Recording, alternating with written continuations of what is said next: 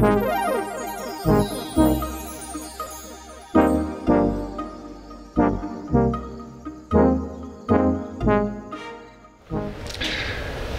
good afternoon. My name is Rokas Šalaševičius. I'm a partner at analytics and consulting company Civita. And I am Jolita Gulbinė, associate partner at the same company, Civita. So me and Jolita, we will be sharing seven tips how to do a financial business case better. So Jolita will start. I will start with maybe how to start with this solving a business case, and I would say that tip number one would be read the material and understand the problem. So I would say understand, read the material, discuss with your colleagues, really have a good understanding what the case is about. So usually financial business case, I would say, are usually very simple, and sometimes the answers are even written in the description. That there could be like the main problem written in the assignment, that let's say what you need to do to improve results of the company, or maybe the company is thinking how to improve the operations, to launch new products, to acquire a new target. So what you need to do, simply tip number one, read and understand the material and the main problem. Yes, and then the second step is always the same. Structure your thoughts. It will help you to make your analysis much more efficiently. How to do that? There are different techniques, and of course it depends a little bit on the case at hand that you have, but such technique as issue trees also usually helps a lot in splitting the problem into smaller problems. For example, if you have a case where you need to suggest a company what to do next, so you can split the problem in do you need to do something with revenues? Do you need to do something with the operations, the cost side? Are there any other possibilities what they need or could do? And this really helps you to narrow down your hypothesis, and then later on prioritize in which way you actually want to go and which way you want to base your analysis on. On the other hand, if you have a case where maybe you need at some point in your analysis to compare something, let's say, it always gives a lot more structure in your argumentation if you define the criteria based on which you will evaluate something and compare, and will help you to make your arguments much clearer and much more structured, and will help you to collect the analysis that you need to prove that these criteria are met or not met. Yeah, so I would say this number two is, structuring, your problem might be the most important, element in solving the business case. You need to understand the problem and break it down. As Jolita said, break it down into smaller sub-problems, so that you can see that, how we can, solve this case. And those techniques, like Jolita mentioned, issue trees, anything related with a tree, some tree with branches, with some smaller problems. Try to understand your problem and break it down to smaller problems. That will make your life easier later on.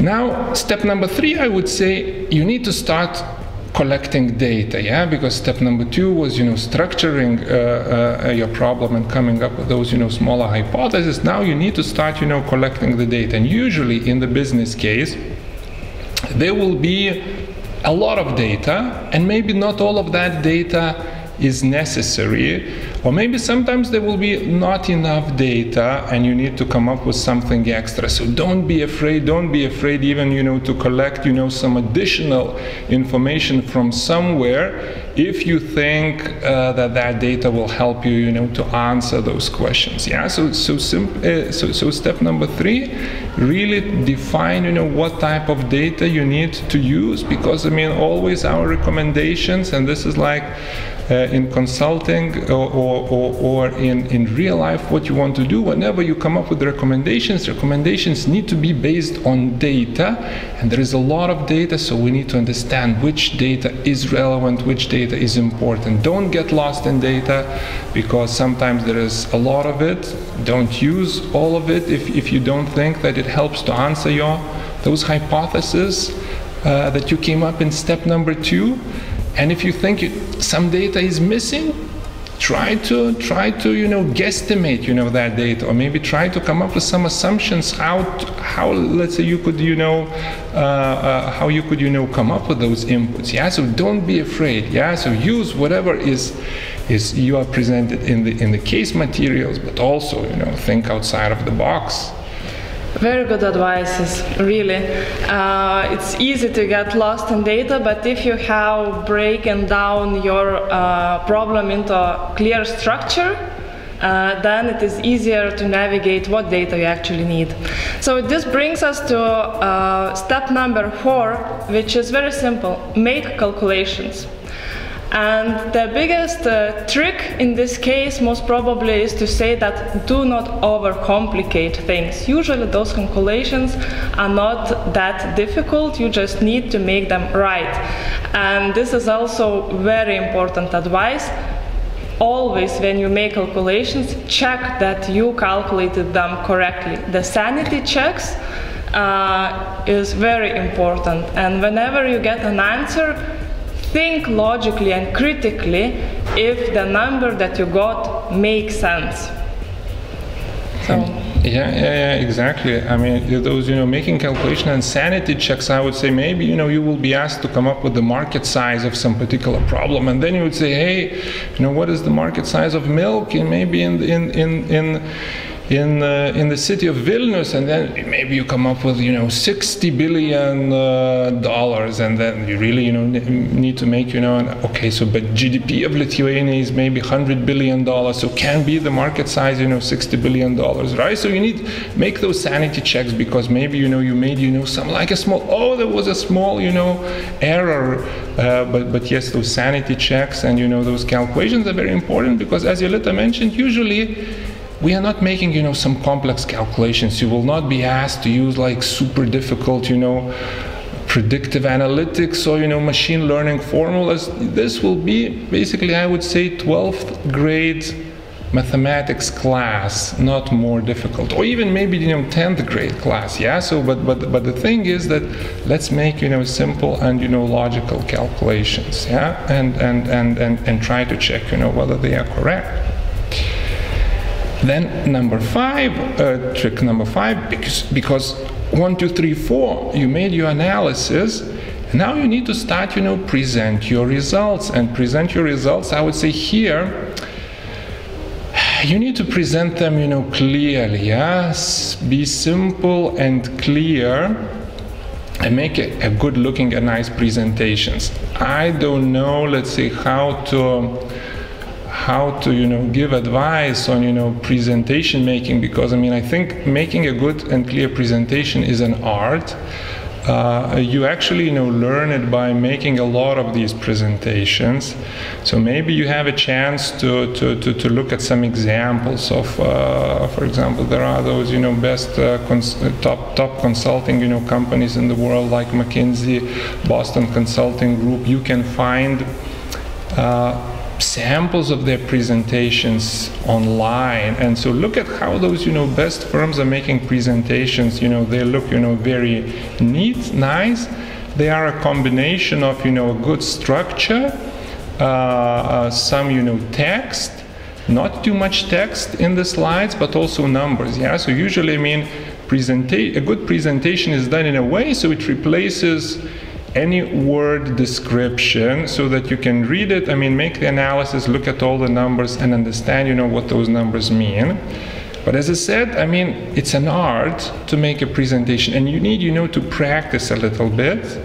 And the best way is look at some examples, I would say. Look at some examples and see how others have done it in the past. But again, I mean, be clear, follow your structure, good structure with hypothesis.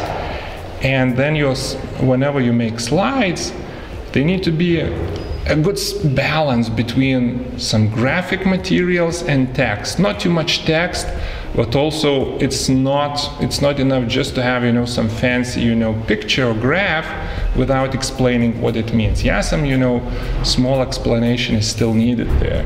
Anything to add on this, Jolita? Yeah, from my own experience, I would say what means a good presentation and how you can check that you have a good presentation. If you can formulate your main answer in 2-3 sentences, it means that you will be able to communicate it to the audience as well. If you cannot do it out loud in 3 sentences, it means you need to work a little bit more on the formulation of your main recommendation or main outcome. Then the next, what I would say in the presentation, as Rokas also presented, make the arguments and then show the data supporting your arguments, and you will be fine. Okay, tip number 6, Jolita. So tip number 6, it's the financial case, but do not forget be creative. Always in the world wins the people who add a little bit some sparkle on the top. So don't forget to add this piece of your creativity in the presentation and in the solving the case as well. Very simple. Yeah, this is important, right? Because imagine, I mean, in this competition, if we are expecting about 2,000 students, so there will be, several hundred teams.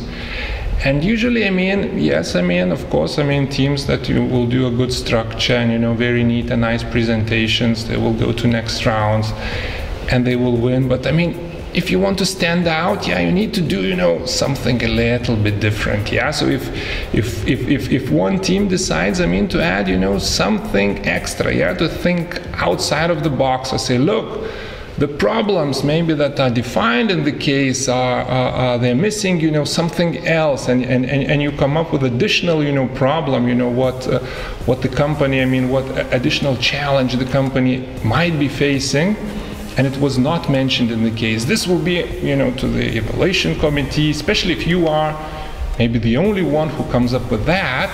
Plus you do all the good analysis, answering, the questions, but you came up with something extra. That will be, very, very cool. Yeah, everybody will say, wow, I mean, these guys, I mean, I like, their idea. So creativity is very important. Yeah, so this is creative shock. Yeah, don't forget that. And I would say, so these are 6, and what is number 7? I would say, don't forget to have fun. Yeah, don't make it, a stressful experience. Make it like a fun experience, right? You have opportunity to participate in this, great event where thousands of students are participating. So use it as a learning opportunity to work on a business case, to work in a team, get to know your teammates, better, gain some important experience, mentorship, from different people. And simply, have fun. I think, that's,